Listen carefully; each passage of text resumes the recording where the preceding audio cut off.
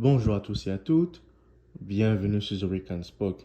Les amis, en ce jour, j'ai ce plaisir de vous retrouver sur cette chaîne afin de faire le débriefing de la rencontre ayant opposé le Real Madrid à Arsenal, ou devrais-je dire Arsenal au Real Madrid. Comme vous le savez si bien, en ce moment, c'est la Ligue des Champions qui a repris tous ses droits. Après une longue trêve d'absence de 3 semaines, nous avons droit enfin à un match de Ligue des Champions passionnant et qui plus est mieux d'avoir deux belles équipes, à savoir Arsenal et le Real Madrid, deux équipes qui présentement ne jouent pas dans la même catégorie. Pourquoi? Parce qu'en ce moment, le Real Madrid, c'est une équipe qui est malade, même si elle réalise quelques exploits de gauche à droite et tout, mais le Real Madrid, c'est une équipe qui est malade. Et de l'autre côté, on a une équipe d'Arsenal aujourd'hui qui est tellement forte, les gars. Ça contraste avec Mikel Arteta quand il venait de prendre Arsenal à l'époque. C'était franchement une équipe qui boitait. Mais là, aujourd'hui, il a emmené cette équipe à être une équipe hyper redoutable, en fait. Et du coup, ça nous promettait une très belle rencontre aussi. Et vu la physionomie de la saison, une équipe du Real Madrid qui s'est qualifiée difficilement et une équipe du Arsenal qui a quand même, les gars, battu le PSV à Eindhoven 7 buts à 1, ce n'est pas rien. Donc, ce qui promettait franchement une très très belle opposition aujourd'hui entre deux équipes avec un léger déséquilibre en fait côté madrilène. Ceci étant, la rencontre en fait elle a bien débuté les gars. Dès les premiers touchés de balle, dès les premières minutes de balle, on pouvait déjà se rendre déjà compte que Arsenal était supérieur au Real Madrid. Et la possession était là pour le témoin parce que Arsenal avait une possession de 70% contre 30% pour le Real. Le Real, franchement, ils étaient en train de subir en première période, hein. Il a juste fallu quelques coups d'éclat de Kylian Mbappé de se retrouver, par exemple, face à face à Raya. Son premier face-à-face que normalement Kylian Mbappé en pleine possession de ses moyens, en pleine forme lorsqu'il est au PSG, les gars, ce genre d'action il le met au fond. Mais aujourd'hui, on se pose des questions. Est-ce que Kylian Mbappé, est-ce qu'il y a tellement des consignes au Real Madrid qu'on ne lui donne pas cette liberté de jouer ou de faire quelque chose en tant qu'un avant-centre, en tant qu'un attaquant et tout? Et ça fait en sorte qu'il est bouillant parce que même quand il arrive dans ce genre de zone, il hésite et puis le temps qu'il frappe, ben, le gardien, il sait dire où est-ce que la balle va s'en aller. Et c'est ce qui s'est produit aujourd'hui dans cette rencontre. À deux reprises, Kylian Mbappé pouvait faire la différence, mais il ne les a pas fait. Et aussi, franchement, cette équipe du Real Madrid a déçu en première période, hein, même si Arsenal a maîtrisé la rencontre. Et le but d'une équipe qui joue à domicile comme Arsenal, c'est d'étouffer son adversaire, c'est de ne pas laisser de chance à l'adversaire de pouvoir faire son jeu. Et c'est ce qu'ils ont très bien fait, les gars. Ils ont très, très bien géré leur score, géré l'avantage, tout fait correctement. Et franchement, chapeau aux Gunners pour la première période. Et en deuxième période, les gars, sur des fautes inutiles, les gars, ils concèdent un coup franc premier. Et les gars, Declan Rice, qu'on nous dit qu'il n'a jamais marqué de coup franc dans sa vie. Mais aujourd'hui, il a attendu le Real Madrid pour marquer un coup franc.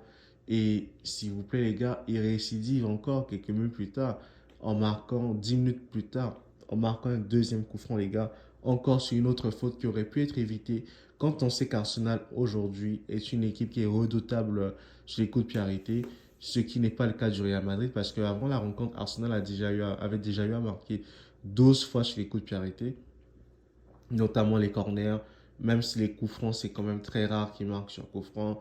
Mais les corners, les gars, franchement, c'était une arme fatale des Gunners. Les coups de pied arrêtés, genre les coups francs indirects quand on centre, c'était une arme fatale d'Arsenal. Mais aujourd'hui, les gars, ils ont, avec Declan Rice qui frappe carrément et qui met des patates chaudes à Thibaut Courtois, les gars. Mais ce n'est que du positif pour Arsenal parce que cette équipe d'Arsenal, ben moi, en regardant la rencontre au début de match, j'ai déjà rendu compte que Arsenal pouvait gagner ce match parce que le Real en face n'existait pas. Le Real aujourd'hui d'Ancelotti n'a pas un fond de jeu clair en fait. Ils sont illisibles en fait les gars. C'est une équipe qui ne... Quand l'intensité monte, elle disparaît en fait. Et ça pose problème parce que quand les grandes équipes en ce moment, le Real Madrid n'arrive pas à gagner, on a vu contre le Barça, ils ont perdu 5-2. Ils ont perdu en championnat, je crois 4-0, 3-0, je sais plus trop. Mais ça pose problème pour cette équipe du Real Madrid aujourd'hui, n'est pas taillée pour aller au bout de cette Ligue des Champions et en place avec Kylian Mbappé.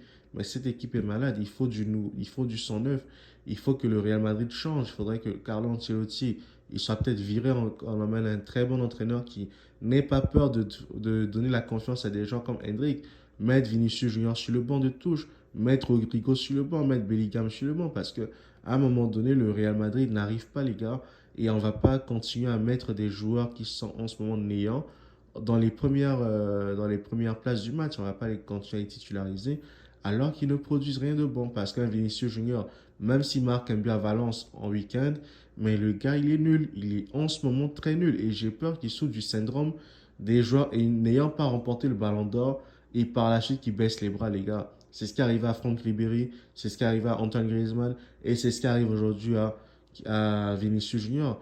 Parce qu'il pensait tellement gagner le ballon d'or comme ses illustres aînés. Ils n'ont pas eu le ballon d'or et par la suite, il a baissé les bras. Et ce n'est pas normal de voir que Vinicius Junior aujourd'hui, il est l'ombre de lui-même en fait, les gars. Il n'est que l'ombre de lui-même.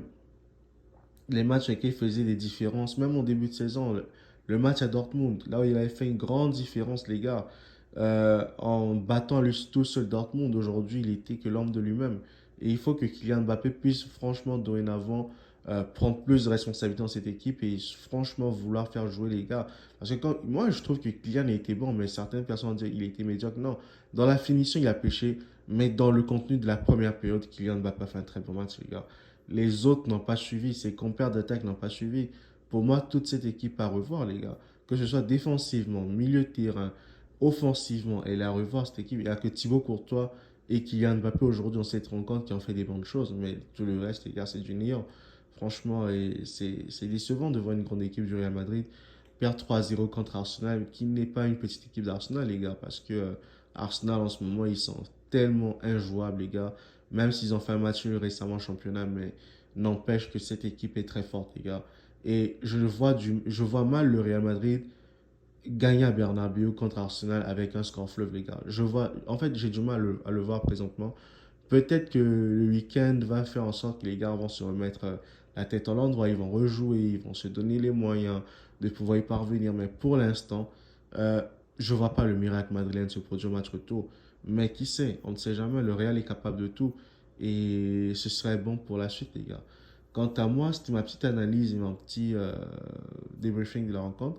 Si vous avez aimé cette débriefing, écoutez, n'hésitez pas à me mettre un pouce bleu en vous abonnant et en partageant autour de vous.